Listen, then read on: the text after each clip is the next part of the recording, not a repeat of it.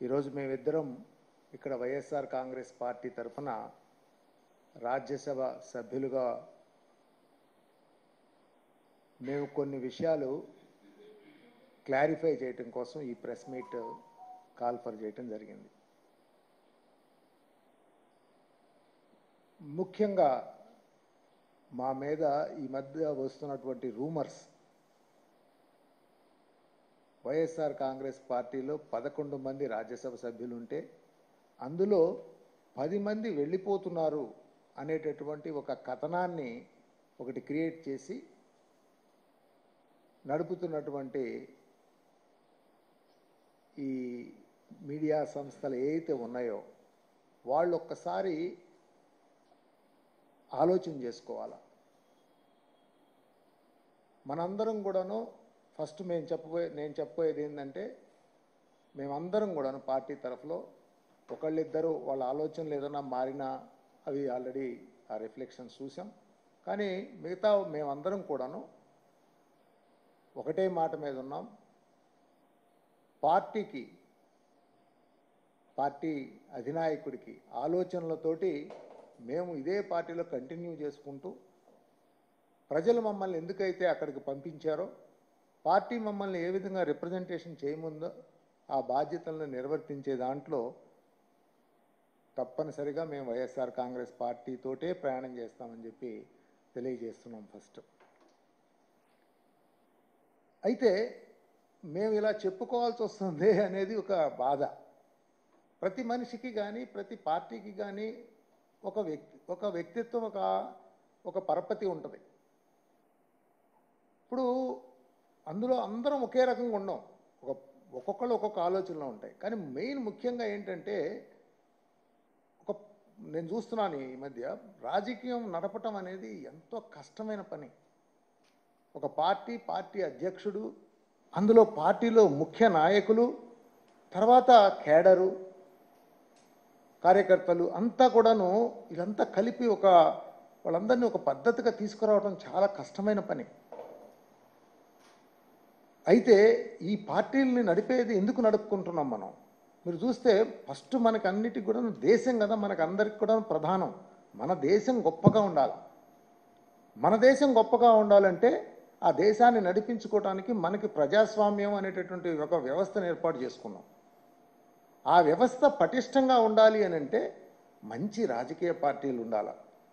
ఆ మంచి రాజకీయ పార్టీల్లో మంచి రాజకీయవేత్తలు ఉండాలి. వాళ్ళు కొన్ని బేసిక్ వాల్యూస్, కొంత విజను, అలాగే కొంత కేపబిలిటీ, వాటిని డెవలప్ చేసుకోవాలి పర్సనల్గా కూడా. అప్పుడే ఏమవుతుందంటే మన వ్యవస్థ ఒక గట్టిగా తయారవుతుంది. ఎందుకు తయారవ్వాలి? ప్రజాస్వామ్యం అనేది మీరు చూస్తే ఒక మెచ్యూర్డ్, ఒక పరిపక్వత కలిగినటువంటి వ్యవస్థలో చాలా గొప్పగా రిజల్ట్స్ తీసుకొస్తుంది. కానీ మనమేమంటే మనం ఎమర్జింగ్ ఎకానమీ, మనం డెవలప్ అవుతున్నటువంటి ఎకానమీ. ఇలాంటి సిచ్యువేషన్లో నేను చూసినప్పుడు కొంత అందరం కూడాను కొంచెం నేర్చుకుంటా, ఏదైనా చిన్న చిన్న తప్పులు ఉన్న వాటిని సర్దుకుంటా వెళ్ళేటటువంటి ఒక వ్యవస్థని సృష్టించుకోవాలి. అది రాజకీయ నాయకులైనా కానివ్వండి, అధికారులైనా అవనివ్వండి, మీడియా వారైనా అవనివ్వండి, అలాగే జ్యుడిషియరీ వ్యవస్థ అయినా అవనివ్వండి, అలాగే పారిశ్రామికవేత్తలు, బిజినెస్ మ్యాన్ కానివ్వండి, కామన్ పబ్లిక్ కానివ్వండి. సో మనము అందరం కూడాను వాళ్ళ రోల్స్లో వాళ్ళని పటిష్టంగా మనం గొప్పగా తయారు చేసుకుంటే రాజకీయం దాన్నంతటినీ, ఆ వ్యవస్థని గట్టిగా అడ్మినిస్టర్ చేసే విధంగా ముందుకు తీసుకెళ్తుంది. ఆ రాజకీయ పార్టీలు గట్టిగా ఉంటే ప్రజాస్వామ్య వ్యవస్థ గట్టిగా ఉంటుంది. ఆ వ్యవస్థ గట్టిగా ఉంటే దేశం గట్టిగా అవుతుంది. సో ఇందులో అందరం కూడా వాళ్ళకి ఇప్పుడు మీడియా వాళ్ళకి కూడా వాళ్ళ ప్రాబ్లమ్స్ వాళ్ళకు ఉన్నాయి. ఇప్పుడు నేను అటువైపు నుంచి కూడా ఆలోచిస్తున్నాను. నేను యాక్చువల్గా ఓన్లీ రాజకీయ నాయకుల నుంచేనే అంటలా. ఫస్ట్ రాజకీయ నాయకులకి నేను మా వరకు మాకు చూసుకుంటే ఖచ్చితంగా ఇది ఒక బాధ్యత అనేది అని తెలుసుకొని బాధ్యతగా మనం వస్తున్నటువంటి తీసుకుంటున్న ఒక పొజిషను బాధ్యతతో కూడినది, కష్టతరమైనది, ఖర్చుతో కూడుకున్నది, త్యాగంతో కూడుకున్నది అనేది ముందు మనం అందరం కూడా రాజకీయాల్లో ఉన్నటువంటి ప్రతి నాయకుడు తెలుసుకోవాల్సినటువంటి పరిస్థితి ఉంది.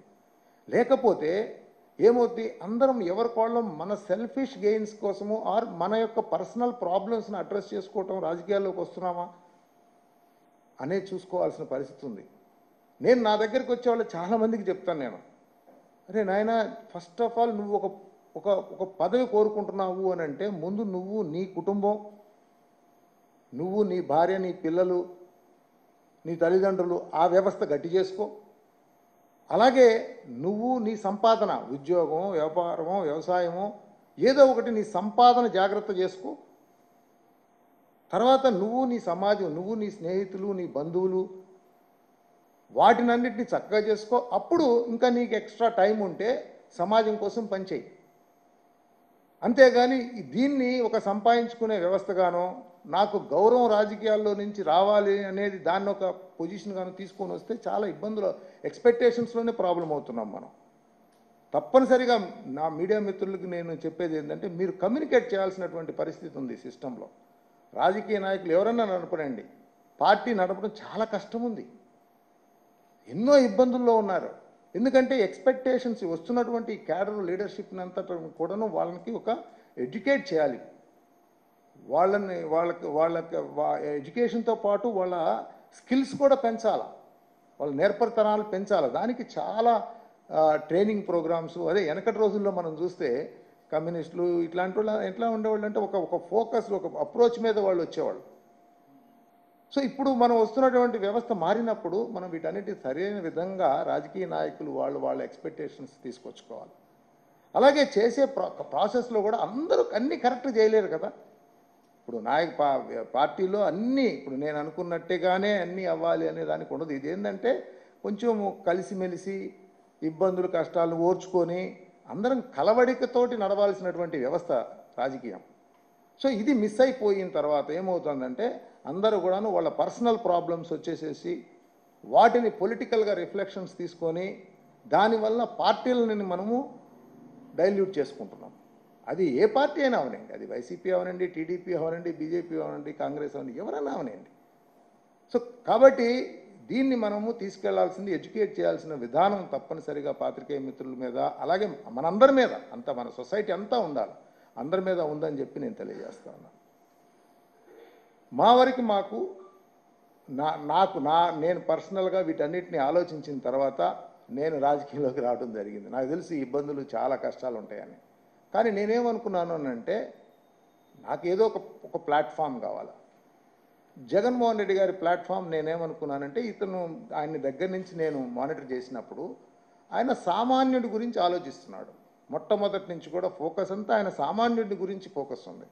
ఆ పార్టీల ఆలోచనలు కూడా అన్నీ కూడాను ఎవరైతే కష్టాలు, ఇబ్బందులు, నష్టాల్లో ఉన్నారో, ఎవరికైతే సాయం అవసరం అవుతుందో వాళ్ళకి అండగా నేను ఉంటున్నాను అనేటటువంటి ఒక ఆలోచన విధానాన్ని ఆయన తీసుకొచ్చినట్టుగా నాకు కనిపించింది ఆ రోజుల్లోనే.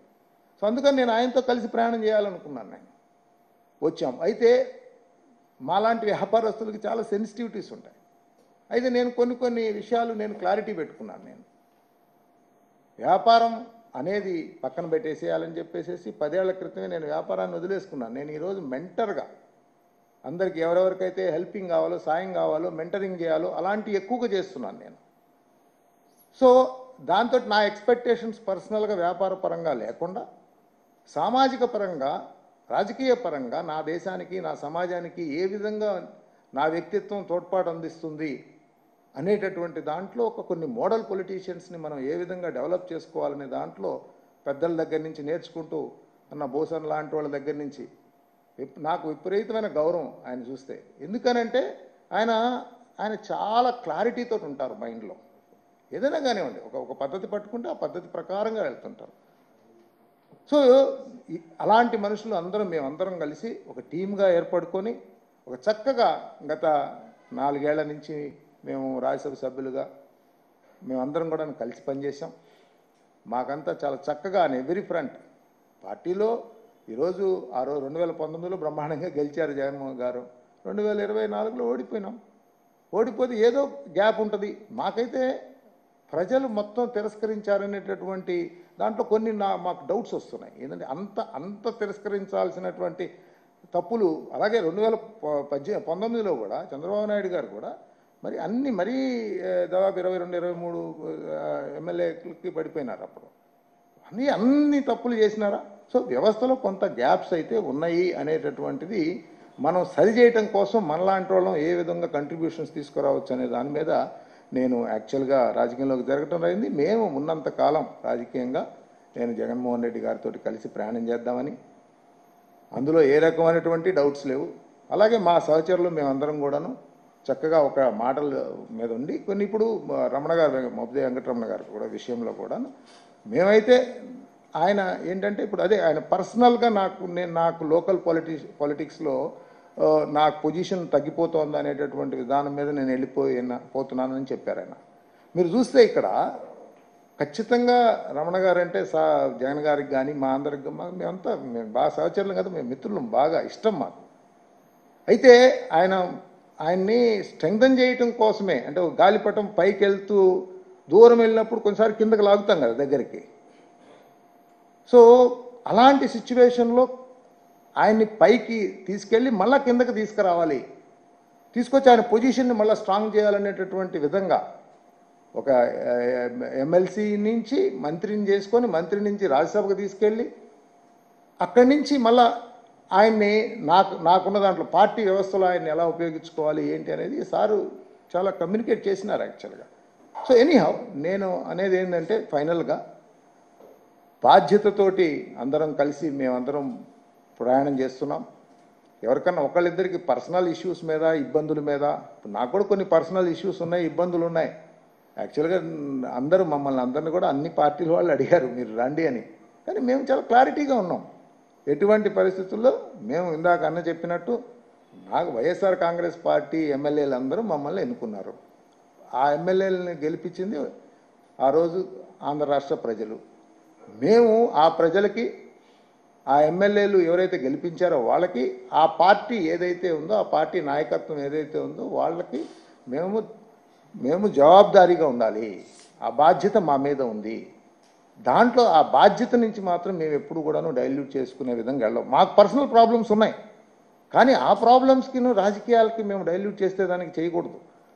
వాటిని చేస్తే ఏమవుతుందంటే వ్యవస్థ బలహీనం అయిపోతుంది. గట్టి పొలిటికల్ నాయకులు లేకపోతే, విలువలతో ఉండేటటువంటి పొలిటికల్ నాయకులు లేకపోతే అలా ఒక మంచి పార్టీ తయారు కాదు. ఆ పార్టీ తయారు కాకపోతే ప్రజాస్వామ్యానికే ముప్పు. ఆ ప్రజాస్వామ్యానికి ముప్పు వస్తే దేశానికి ముప్పు. కాబట్టి ఏ పార్టీ వాళ్ళు కూడాను ఇలాంటి ఈ డిఫెక్షన్స్ని ఎంకరేజ్ చేయొద్దు అని చెప్పి కూడాను నేను కోరుకుంటా ఉన్నాను. ఎందుకంటే లాంగ్ టర్మ్ అందరికీ కూడా ఈ దేశం ఎంత గొప్ప దేశం మంది. అసలు యాక్చువల్లీ నాకు వేరే దేశాలు చాలా నేను వెళ్ళి చూసి వస్తూ ఉంటాను, నేను చూస్తూ ఉంటాను, చెప్తాను కదా. మనం ఎంతో అదృష్టవంతులు ఈ దేశంలో మనం పుట్టడం కానివ్వండి, మన ప్రస్థానం ఇక్కడ ఉండటం కానివ్వండి. సో కాబట్టి నాకు చాలా గర్వంగా ఉంటుంది.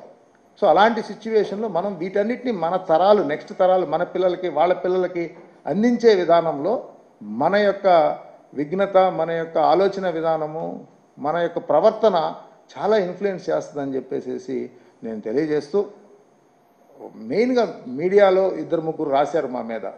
వాళ్ళకి ఒకటే ఇందాక అన్నట్టు ఒక్కసారి మీరు రిఫ్లెక్ట్ చేయండి దయచేసి. అట్లా ఇప్పుడు మేము క్రియేట్ చేసుకుంటున్నటువంటి వ్యక్తిత్వాన్ని హననం చేయొద్దు. ఎందుకంటే ఇప్పుడు ప్రెజర్స్ లేవా ఎందుకు, అది మీకు ఇబ్బందులు ఉన్నాయి. ఇప్పుడు అదే చెప్తున్నాను, మీ రేటింగ్ కావాలి, మీ సర్వైవల్స్ చూసుకోవాలి, ఇబ్బందులు ఉంటాయి. కానీ you select though sort of items ఎక్కడైతే మీకు ఆ యొక్క మీ బిజినెస్ సపోర్ట్స్ ఏం కావాలో అవి చేసుకోండి. కానీ ఇండివిజువల్ పర్సనాలిటీని ఇవన్నీ చేసుకుంటా పోతే ఈవెంచువల్గా వ్యవస్థని మనం దెబ్బతీసిన వాళ్ళం అవుతాం. కాబట్టి ఇలాంటి రాతలు మానుకోవాలని చెప్పేసి, ఇలాంటి ఆలోచన విధానాలకు స్వచ్ఛ చెప్పాలని చెప్పేసి కోరుకుంటూ మీ అందరికీ ఈరోజు నమస్కారం చెప్తూ సెలవు తీసుకుంటా ఉన్నాను. Thank you.